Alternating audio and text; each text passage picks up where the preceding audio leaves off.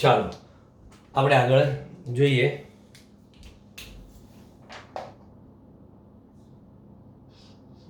નો topic કુલમ્બના નિયમમાં સંપાતપણાનો સિદ્ધાંત.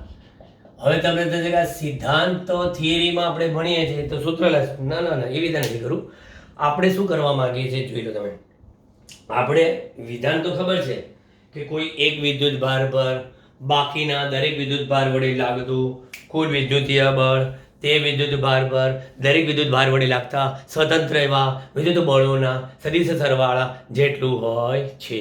એટલે આમાં ટૂંકમાં આપણે પરિણામી બળ શોધવાના એમસીક્યુ આવતા હોય છે કે ભાઈ એક ત્રિકોણ હોય, ત્રિકોણના શિરોબિંદુ પર વિદ્યુત ભાર મૂકી દીધા, બરાબર, અને જોયું કે આમાં દરેક વિદ્યુત ભાર પર લાગતા બળોનું પરિણામી શોધો, ત્યારે સંપાતપણાનો સિદ્ધાંતનો કોન્સેપ્ટ ક્લિયર હોવો જોઈએ. અહીંયા આગળ હું એમ કહું, મારી પાસે Q1 Q2 Q3 up to Qi up to Qn વિદ્યુત ભારો પૈકી ચલો આને ટાર્ગેટ બનાવીએ. પૈકી કોની પર? Qi વિદ્યુત ભાર પર લાગતું કુલ વિદ્યુત બળ F of I બરાબર.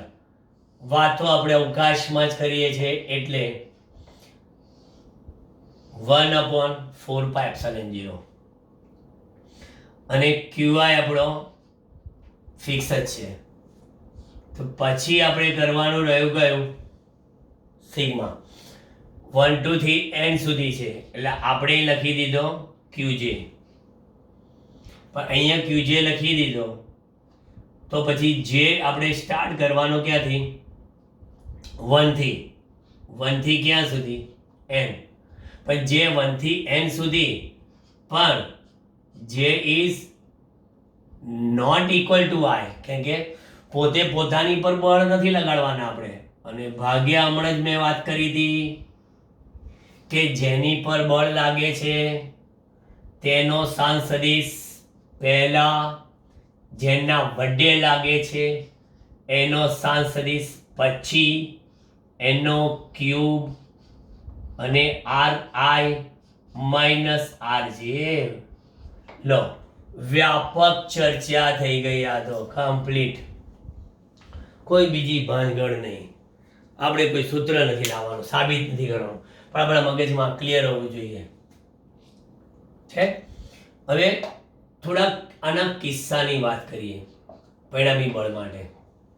જેમ આપણે આ સંપાતપણાનો સિદ્ધાંત કીધો ને, તો મારી પાસે ધારો કે બે બળોનું પરિણામી લાવવાનું છે. જો બળ સદિશ F1 અને બળ સદિશ F2 વચ્ચે નો કોણ થીટા હોય તો, હવે આ થીટા હોય તો કીધું તો એ થીટા કેટલો હોઈ શકે? થીટા 90 હોઈ શકે, થીટા 45 હોઈ શકે, થીટા 60 હોઈ શકે, થીટા 30 હોઈ શકે, થીટા 120 હોઈ શકે. ગમે હોય તો પરિણામી બળનું માન કેટલું? મેગ્નિટ્યુડ ઓફ F અથવા F બરાબર અંડરરૂટ ઓફ આ F1 નો સ્ક્વેર, આ F2 નો square, 2F1 F2 cos theta. આ હકીકતનો ઉપયોગ કરીને તમારે પરિણામી બળ શોધી કાઢો. 60 હોય કે 90 હોય કે જે બી હોય. 90 હોય તો સિમ્પલ છે, cos 90 બરાબર 0, તો પાયથાગોરસ પ્રમેય મુજબ આવી ગયું F બરાબર. હવે આ F1 ને F2 વચ્ચેનો કોણ થીટા હોય તો પરિણામી બળનું મૂલ્ય તમને શોધવાનું કીધું. હવે ધારો કે મારી પાસે આ બે બળની વાત તો પતી ગઈ, મારી પાસે 3 બળો છે. જો સદિશ F1, સદિશ F2 અને સદિશ F3, આ ત્રણેય બળોના માન કેવા હોય? સમાન. અને તેમની વચ્ચેનો કોણ થીટા બરાબર 120 અંશ હોય તો કુલ બળ, પરિણામી બળ F બરાબર F1 વત્તા F2 વત્તા F3 બરાબર 0 જ હોય. હંમેશા એનું પરિણામી શું થઈ જાય? 0 જ. કોઈ માથાકૂટ આગળ કરવાની નહીં, એનું પરિણામી 0 જ મળે. અને ધારો કે F1 અને F2 આમાં સમાન મૂલ્ય ના હોય, આમાં જ કહીએ F1 F2, અને આ થીટા 120 અંશ હોય, તોય પરિણામી બળ કેટલું હોય? આ બે બળો પૈકી ગમે તે એક બળ જેટલું જ હોય, બરાબર. અથવા એમ કે બે સમાન મૂલ્યના બળો જેમની વચ્ચેનો ખૂણો 120 અંશનો હોય, તો પરિણામી બળ કેટલું થાય? તેટલું જ થાય. પરિણામી બળનું મૂલ્ય પણ તેટલું જ થાય. 60 હોય તો √3F જેટલું થાય. બેમાંથી ગમે તે એક બળના √3 ગણું થાય. એ બધું તમે થિયરીમાં, દાખલાઓમાં, સ્વાધ્યાયમાં, ઉદાહરણમાં તમે ભણી ગયા છો ઓલરેડી, બરાબર. એટલે આ સંપાતપણાના સિદ્ધાંતને અનુલક્ષીને તમને મેં વાત કરી. હવે હું તમને જે વાત કરવા જઈ રહ્યો છું એ શેની છે? વિદ્યુત ભારનો વિતરણ. વિદ્યુત ભારનું વિતરણ. વિદ્યુત ભાર જુદી જુદી રીતે વિતરિત થયેલા હોય છે, એ બધાને ખબર છે. વિદ્યુત ભાર જુદી જુદી રીતે વિતરિત થયેલા હોય છે. વિદ્યુત ભાર અવકાશમાં અસતત રીતે વિતરિત થયેલા હોય. વિદ્યુત ભાર કોઈ રેખા પર સતત રીતે વિતરિત થયેલા હોય. વિદ્યુત ભાર કોઈ સમતલમાં સતત રીતે વિતરિત થયેલા હોય. વિદ્યુત ભાર કોઈ ઘનફળમાં પણ સતત રીતે વિતરિત થયેલા હોય. એટલે વિદ્યુત ભારનું વિતરણ, distribution of an electric charge.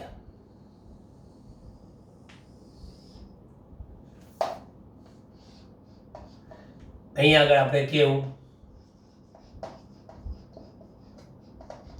અસતત વિતરણ. અને અહીંયા આગળ આપણે આપીશું શું? સતત વિતરણ. અસતત વિતરણની જો તમે વાત કરો તો અસતત વિતરણમાં કુલ વિદ્યુત ભાર એ કેવો હોય? Sigma of QI from I equal to 1 to n. Total ચાર્જનો શું કરી નાખવાનો? સરવાળો. બિંદુઓ તેવા અવકાશમાં આડાવળી પડ્યા હોય. પણ સતત વિતરણ જે છે એમાં પાછું શું આવે? રેખીય વિતરણ. બીજું શું બતાવીશું? સમતલીય એટલે પૃષ્ઠ વિતરણ.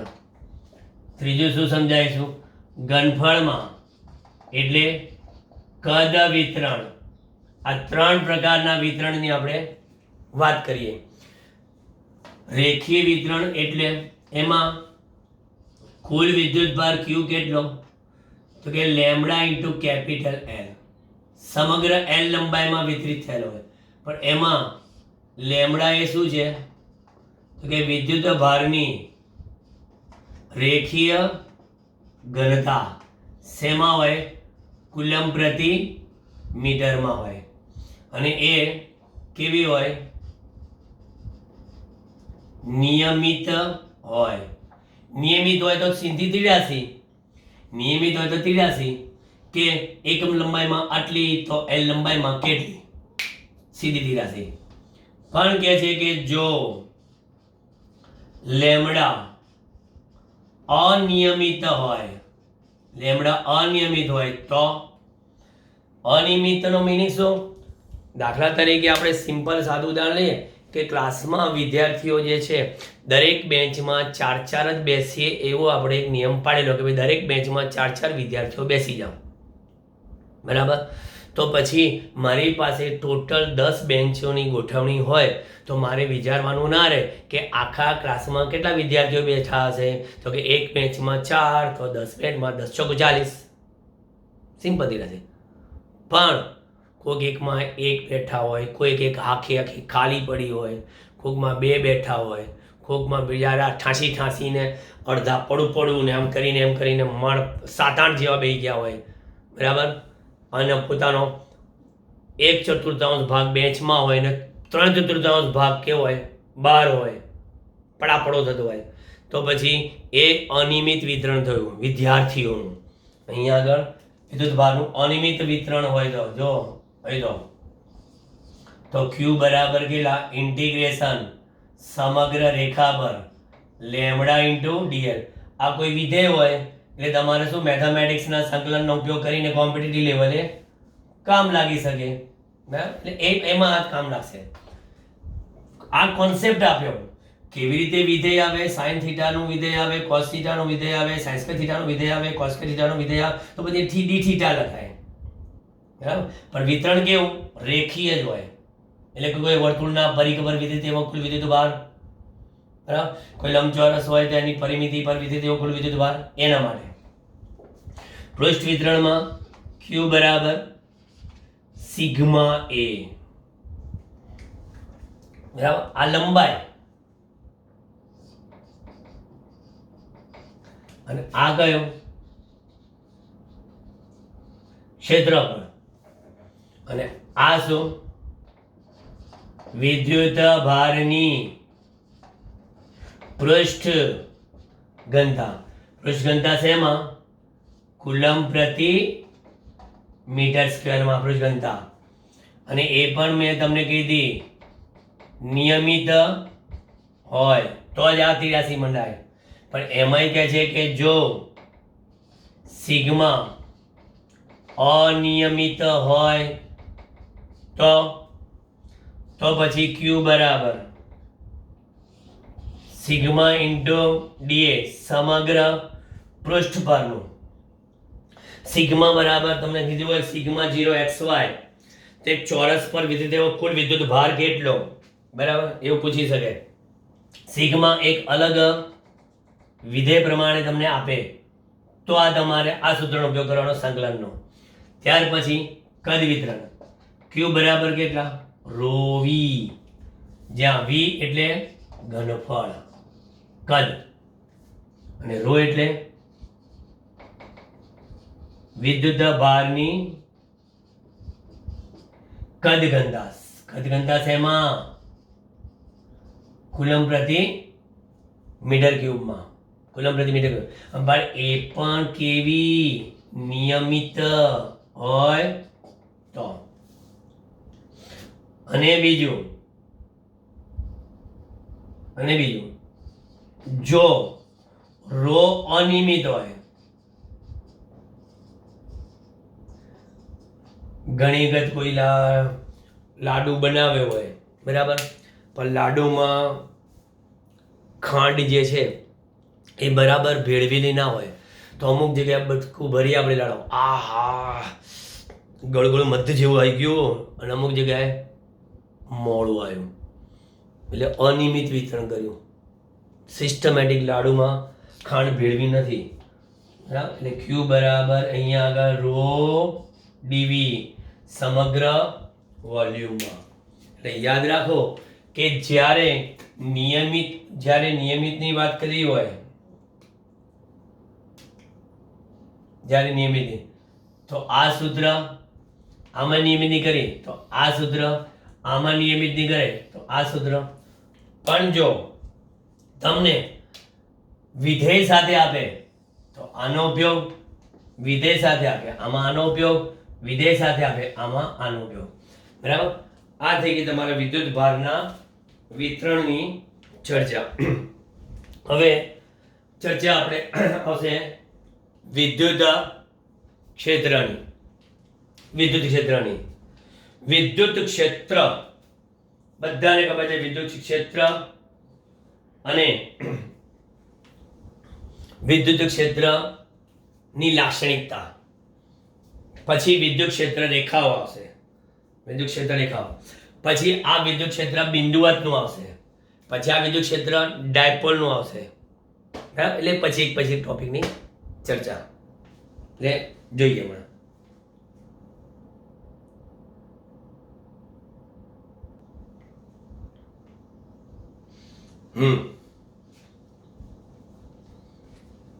ચાલો થોડો આ બોર્ડને ચકચકિત કર્યું એટલે તમને વિરામ આપ્યો થોડો, કારણ કે બોર્ડ લખી એટલે થોડું કાળું પડી ગયું એટલે થોડું ચોખ્ખું કર્યું. ચલો ધ્યાન આપીએ.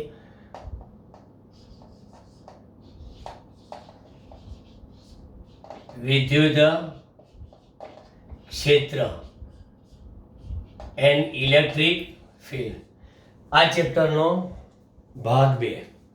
આપણે જે વિદ્યુત ભાર અને ક્ષેત્રો જે કીધેલું એનો બીજો ભાગ આપણે આવી ગયા.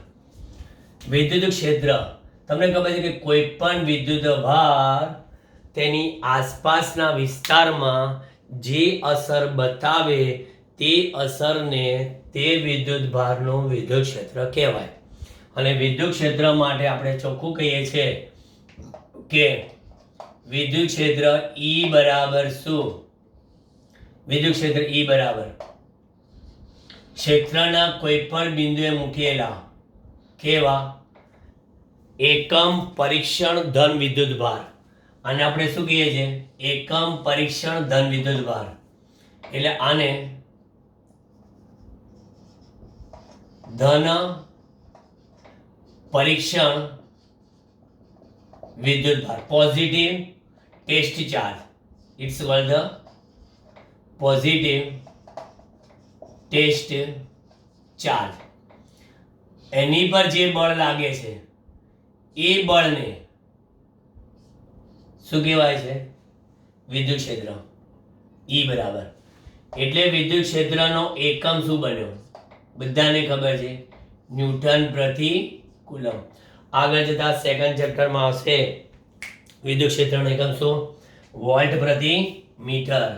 અત્યારે આપણે લઈએ છીએ ન્યૂટન પ્રતિ કુલમ. E બરાબર F ભાગ્યા Q0. આપણે એ E બરાબર F ભાગ્યા Q0 માં ખાસ જોઈએ. અહીંયા આગળ આ એક ઉગમ બિંદુ છે. આ ઉગમ બિંદુ પર મેં એક Q વિદ્યુત ભાર મૂકેલો છે. કયો? Plus Q. એનાથી R સ્થાન સદિશ અંતરે આ પરીક્ષણ ધન વિદ્યુત ભાર મૂકેલો છે. I positive, I positive. તો આ પોઝિટિવ પર શું લાગે છે? બળ આ બાજુ લાગે. એ જે બળ F છે એ આ રહ્યું F. કોના લીધે? Q ના લીધે લાગે છે. તો હવે એ જે Q ના લીધે લાગે છે તો હું અહીં આગળ કહું કે આ સદિશ F બરાબર કે આના લીધે એટલે Q. કોની પર? Q0 પર. ભાગ્યા બંને વચ્ચેનું અંતર કેટલું? R. અને એનો સ્ક્વેર. આ તો સદિશ રાશિ તો બાજુમાં લખાઈ ગયું R કેરેટ. હવે મેં અહીં લખ્યું સદિશ F ભાગ્યા Q0. તો પછી શું થયું? KQ by R square into R caret. તો આ જે F ભાગ્યા Q0 છે એ મને આપેલા R સ્થાન સદિશ ધરાવતા બિંદુએ કેપિટલ Q નું વિદ્યુત ક્ષેત્ર કહેવામાં આવે છે.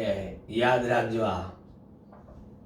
એટલે આમ આપણે કહી શકીએ કે આ વિદ્યુત ક્ષેત્ર E બિંદુવત વિદ્યુત ભારનું એ અંતરના વર્ગના કેવા પ્રમાણમાં? વ્યસ્ત પ્રમાણમાં. જો આ ક્યુ અચળ હોય તો બિંદુવત એવા વિદ્યુતભારનું વિદ્યુત ક્ષેત્ર એ અંતરના વર્ગના વ્યસ્ત પ્રમાણમાં હોય. ક્લિયર થઈ ગયું? એટલે વિદ્યુત ક્ષેત્રનું સૂત્ર ઓરિજિનલી આ થયું અને બિંદુવતનું સૂત્ર આ થયું. હવે બિંદુવતમાં કોઈ પૂછે કે મારી પાસે આ પોઝિટિવ ચાર્જ છે બિંદુવત, તો એનું વિદ્યુત ક્ષેત્ર આ રીતે ઉદ્ભવતું હોય, આ રીતે ઉદ્ભવતું હોય, આ રીતે ઉદ્ભવતું. જોજો દૂર જતા જાવ તેમ સદિશની લંબાઈ શું થતી જાય છે? ઘટતી જાય છે. અહીંયા દૂર જતા જાવ તેમ સદિશની લંબાઈ ઘટતી જશે. દૂર જતા જાવ સદિશ લંબાઈ ઘટતી જાય છે. કેમ? મેં હમણાં જ વાત કરી, અંતરના વર્ગના વ્યસ્ત પ્રમાણમાં.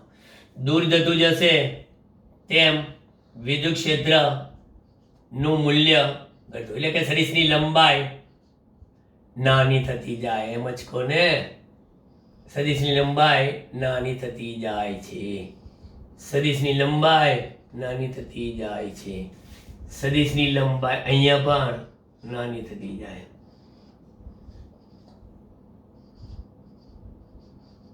જોઈ લો છે સદિશ લંબાઈ નાની.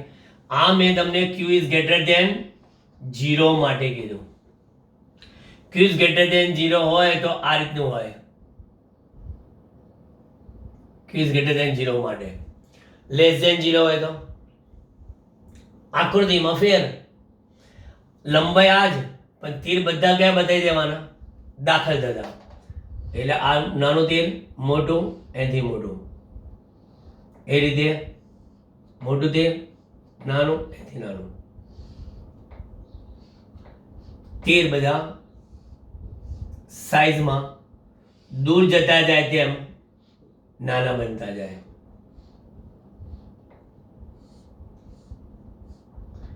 એ વસ્તુ ધ્યાનમાં રાખવાની. અત્યાર તો નહીં, તમારે તો અત્યારે ખાલી કોન્સેપ્ચ્યુઅલ જ સમજવાનું છે કે આખું વર્ષ તમે આ ચેપ્ટરનો અભ્યાસ વારંવાર લગાતાર કર્યો જ હોય એટલે થિયરિટિકલી તો જાણો જ છો. ચાલો, અને અહીં આગળ આવી ગયું આ માઇનસ ક્યુ, એટલે કે ક્યુ ઇઝ લેસ ધેન 0 માટે. બિંદુવત એવા વિદ્યુત ભારનું આ વિદ્યુત ક્ષેત્ર. હવે મારે શું સમજવું છે? જોજો, મારે એ સમજવું છે કે કેપિટલ E જેટલા વિદ્યુત ક્ષેત્રમાં, કેપિટલ E જેટલા વિદ્યુત ક્ષેત્રમાં સ્મોલ ક્યુ વિદ્યુત ભારને મુકતા, કેપિટલ E જેટલા વિદ્યુત ક્ષેત્રમાં સ્મોલ ક્યુ વિદ્યુત ભારને મુકતા તેની પર લાગતું વિદ્યુતીય બળ કેટલું? તો કે F બરાબર સદિશ E ઇન્ટુ Q. F બરાબર એક બળ લાગ્યું. હવે આ વિદ્યુત ક્ષેત્ર એ કોનું છે એ જોવાનું છે. જો બિંદુવતનું હોય તો આ સૂત્રનો ઉપયોગ થાય. ડાયપોલનું હોય તો ડાયપોલના સૂત્રનો ઉપયોગ થાય. રેખીય વિતરિત એવા વિદ્યુતભારનું હોય તો એના સૂત્રનો ઉપયોગ થાય. પૃષ્ઠમાં વિતરિત એવા વિદ્યુતભારનું હોય તો એનો ઉપયોગ થાય. પછી ઘનફળમાં વિતરિત એવા વિદ્યુતભારનો હોય તો પછી એનો ઉપયોગ થાય. ટૂંકમાં આ કેપિટલ E વિદ્યુત ક્ષેત્ર એ કોના લીધે, કેપિટલ E વિદ્યુત ક્ષેત્ર એ કોના લીધે ઉદ્ભવેલ છે એ વસ્તુ આપણા મગજમાં ક્લિયર હોવી જોઈએ. બરાબર? એટલે એ રીતે આ F બરાબર એક બળ લાગ્યું. એક બળ લાગ્યું. F બરાબર એક બળ લાગ્યું. તો F બરાબર એક બળ લાગ્યું, બરાબર, જેનું માન તમે જોવા જાઓ તો માન F બરાબર કેટલું? EQ. F બરાબર EQ. હવે એમાં ખાસ એક વસ્તુ સમજી લો. ધન વિદ્યુત ભાર પર લાગતું બળ ધન વિદ્યુતભાર પર લાગતું બળ સદિશ ઈની દિશામાં હોય, યાદ રાખજો. અને ઋણ એટલે આ પ્રોટોન પર લાગતું બળ ક્ષેત્રની દિશામાં, અને ઇલેક્ટ્રોન પર લાગતું બળ ઋણ વિદ્યુત ભાર પર લાગતું બળ એ ક્યાં હોય? ઈની વિરુદ્ધ દિશામાં, એની વિરુદ્ધ દિશામાં હોય, એની વિરુદ્ધ. આ કોન્સેપ્ટ બહુ જ યાદ રાખજો, કારણ કે તમે નીચે એક ધન વિદ્યુતભારની મેં ચાદર પાથરી દીધી, ધન વિદ્યુતભારની ચાદર પાથરી દીધી, તો એમાં ઇલેક્ટ્રોનને હું છોડીશ ને તો એ મુક્ત પતન પામશે. ગુરુત્વાકર્ષણની અસરની સામૂહિક જોવે ધનાઈને પહોંચી જશે કે ઇલેક્ટ્રોન છે નીચે ચાદર છે નહીં પાથરી છે, આહા એને ગમે એવી ચાદર પાથરી એટલે ભાગશે દોડશે. એવી રીતે પ્રોટોન એને પતન કરાવીશ પણ નીચે ચાદર પાથરીશ છે નહીં, તો કહે છે કે હું ઋણ વિદ્યુતભારની ચાદર પાથરું, આહા પ્રોટોનને હરક પદળો રાજી રાજી થઈ ગઈ, ઋણ વિદ્યુતભારની ચાદર પાથરી પડો ચાદર પર ઢળમ દઈને, એટલે એ પણ પતન પામશે. ત્યારે પણ ગુરુત્વાકર્ષણની અસરને ધ્યાનમાં લેવાના નથી, કારણ કે આ લોકો બંને જ્યારે પતન પામશે ને પોતાની ગમતી ચાદર પર પડવા માટે, બરાબર, ત્યારે ગુરુત્વ પ્રવેગને ભયંકર શરમ આવશે. કારણ કે આ લોકોના પ્રવેગ 10⁻12થી 10⁻14 મીટર પ્રતિ સેકન્ડ સ્ક્વેરના ઓર્ડરમાં હોય, જ્યારે ગુરુત્વ પ્રવેગ તો વિચાર કરું તો 9.8 નો ઘાત 9.8. એટલે ઘણી વખત કહે છે કે મુક્ત પતન પામતા ઇલેક્ટ્રોન ને પ્રોટોન એને અનુરૂપ લાગતા બળની દિશામાં જ્યારે જતા હોય ત્યારે ગુરુત્વાકર્ષણને અવગણવું યથા યોગ્ય છે. બરાબર, અહીંયા આગળ આ વાત કરી મેં તમને, એટલે આ બહુ સમજવા જેવો મુદ્દો છે. હવે આ બળની અસર હેઠળ, હવે સમજો, હવે આ બળની અસર હેઠળ ક્યુ વિદ્યુત ભાર જો શું કરે? પ્રવેગી ગતિ કરે તો એ નવો મુદ્દો થયો મારો.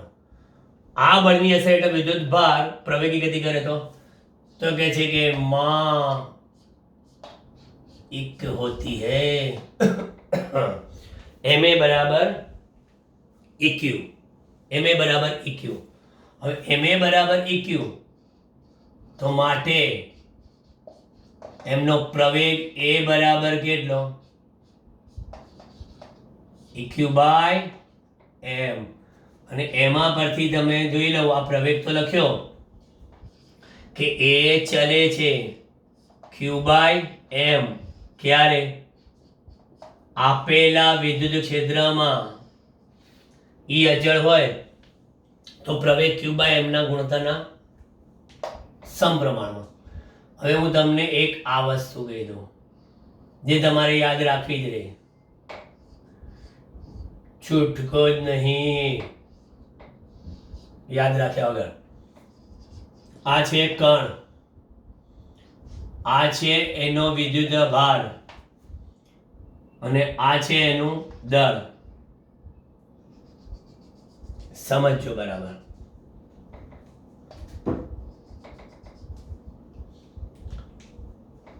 અહીંયા કણના નામ આપીશ, વિદ્યુતભારની વાત કરીશ. વિદ્યુતભાર એટલે આપણો Q, દળ એટલે આપણો M. કણ તરીકે શું લઉં પહેલા? ઇલેક્ટ્રોન. તો વીજભાર કેટલો? E. મૂલ્ય -19 કુલમ. દળ કેટલું? Me 9.1 into 10⁻⁻31 kg. પછી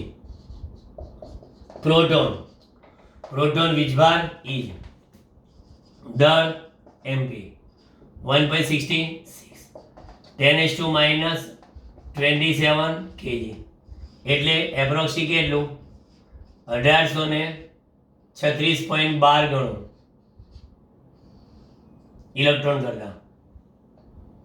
ચલો પછી ડ્યુટેરોન ડ્યુટેરોન. ડ્યુટેરોનનો વીજ ભાર E. દળ 2 mp. ચાલો, આ બધી કમ્પેરિઝનમાં પ્રવેગ પૂછે ને તો આ કામ લાગે. પછી આલ્ફા ગણ 2E 4 mp. કમ્પેરિઝન કરતા દાખલામાં કામ લાગે. અને બીજું, આ જે પ્રવેગ છે, આ જે પ્રવેગની કિંમત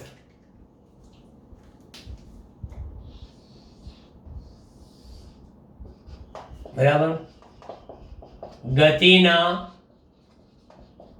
સમીકરણો પરથી, કે પ્રવેગી ગતિ ગતિના સમીકરણો પરથી નંબર 1 પહેલું v બરાબર v0 વત્તા at, બીજું d બરાબર v0t વત્તા 1/2 at સ્ક્વેર, પછી 2ad બરાબર v square minus v0 square, અત્રે v0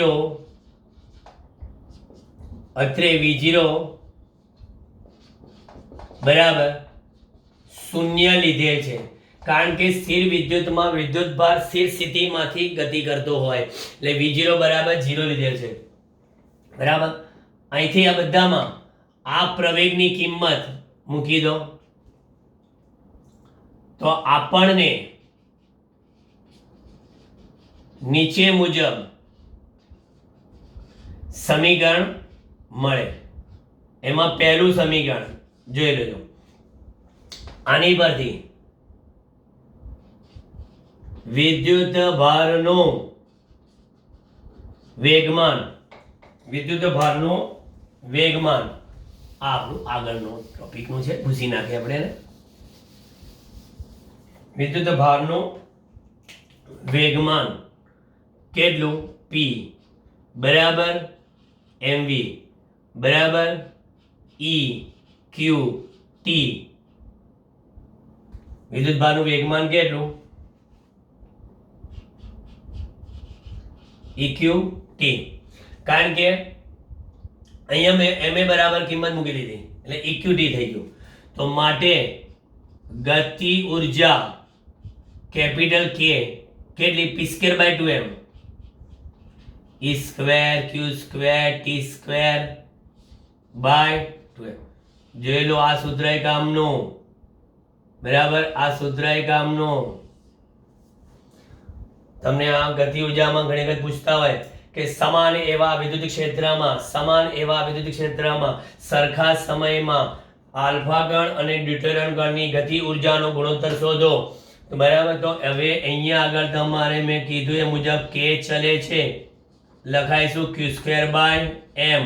કારણ કે મેં અહીંયા આગળ e અને t બંને કેવા કીધા? સમાન, એટલે કે અચળ. તો q ની કિંમત આમાંથી, m ની કિંમત આમાંથી લઈને રેશિયો કરીને ગતિ ઉર્જાનો ગુણોત્તર શોધી કાઢો. થઈ ગયું? એટલે કોન્સેપ્ટ ક્લિયર. બરાબર, સૂત્ર clear, concept clear, MCQ clear. એટલે આ એક થઈ ગયો. બીજું, ફરી ગતિ ઉર્જા કોની? વિદ્યુત ભારની ગતિ ઉર્જા. આ સૂત્રનો ઉપયોગ કરીને ત્રીજા નંબરનો, તો ત્રીજા સૂત્રનો ઉપયોગ કરીને શું આવશે?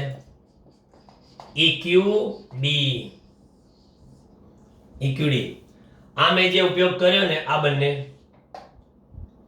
બરાબર, સમીકરણ 1 આ જે ઉપયોગ કર્યો ને એ સમીકરણ 3, અને ત્રીજો કે આપેલ વિદ્યુત ક્ષેત્ર E ની અસર હેઠળ D અંતર કાપતા લાગતો વિદ્યુત ભારનો સમય t બરાબર √2md upon eq. 2md upon EQ. આ સૂત્ર આવી ગયું. આમાં કોનો ઉપયોગ? સમીકરણ 2 છે. દરેક સમીકરણનો ઉપયોગ કરીને આ તમને ત્રણ લાવી દીધા. બહુ જ કામના છે આ બધા સૂત્રો તમારા. કમ્પ્લીટ આખી તમને જે માહિતી આપી દીધી. હવે પાછળની ચર્ચા આપણે નેક્સ્ટ સેશનમાં લઈશું. બરાબર, અત્યારે આટલું પૂરતું છે. આટલો અભ્યાસ કરો, દરેકે દરેક સૂત્રને યાદ રાખવાની કોશિશ કરો. પછી આપણે નેક્સ્ટ લેક્ચરમાં મળીએ.